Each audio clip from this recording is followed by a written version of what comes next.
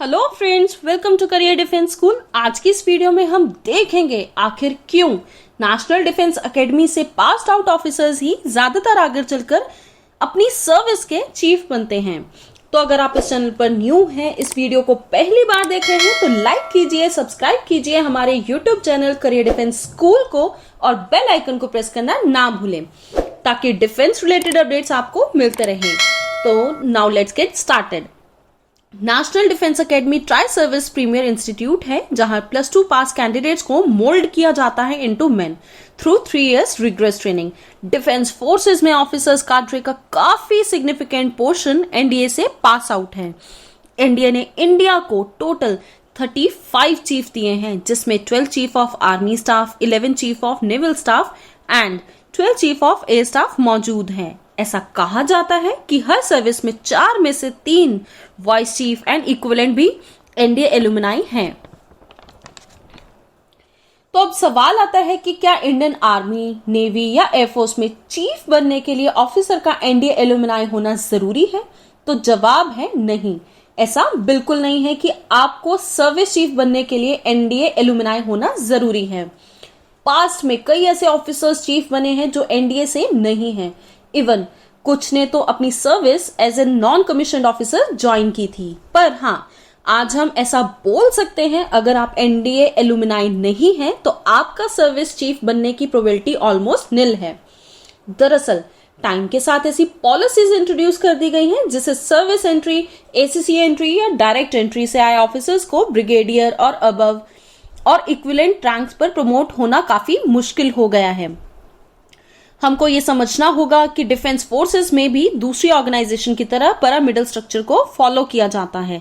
मतलब lower ranks के लिए वैकेंसीज ज्यादा होंगी as compare to higher ranks. जैसे जैसे रैंक इंक्रीज होगा, वैकेंसीज में एक्सपोनेंशियली डिक्रीमेंट आएगा।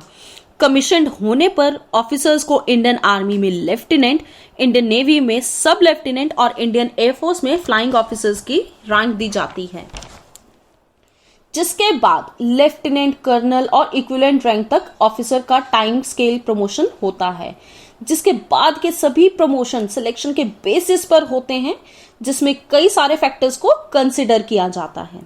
तो अब देखते हैं कुछ इंपॉर्टेंट पॉइंट्स जिनसे एनडीए से पास्ड आउट ऑफिसर्स को दूसरी एंट्री के कंपैरिजन में फायदा मिल जाता है। Most of the NDA cadets are from military और सैनिक स्कूल्स। एनडीए ज्वाइन करने वाले कैडेट्स का मेजर पोर्शन मिलिट्री और सैनिक स्कूल से ही आता है, जिसके कारण ऐसे ऑफिसर्स का मिलिट्री बैकग्राउंड काफी स्ट्रांग हो जाता है। ऑन द अदर हैंड दूसरी एंट्रीज में ज्यादातर नॉन मिलिट्री स्कूल्स या सिविल इंस्टीट्यूट्स से ग्रेजुएशन करके डिफेंस फोर्सेस को ज्वाइन करते हैं। एनडीए कैडेट्स के डिफेंस फोर्सेस में कमीशन होने की एवरेज एज काफी कम होती है age compare to other entries.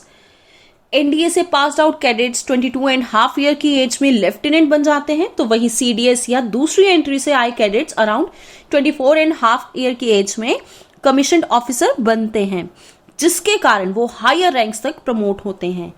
Military school और नेशनल डिफेंस एकेडमी से मिली ट्रेनिंग के चलते ऑफिसर अपने करियर में काफी एक्सेप्शनल परफॉर्म करते हैं।